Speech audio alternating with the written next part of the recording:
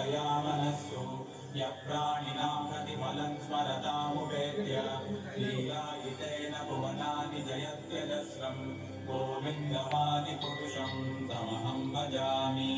गोलोकनाम्नि जगाम्नितले च तस्य देवी महेशहरिनामसुतेषु तेषु ते ते प्रभावनिचया विविधाश्च येन गोविन्दमादिपुरुषं तमहं भजामि।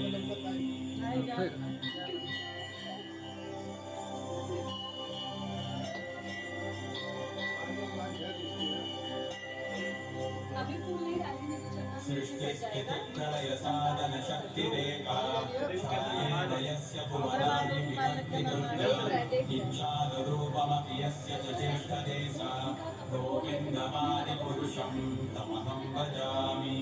क्षीरं यथा गतिविकारविशेषयोगा सञ्जायते न विगतं कृतवस्ति हेतोः यशं भूतामपि तथा समवैदिकार्यात् गोविन्दमादिपुरुषं तमहं भजामि।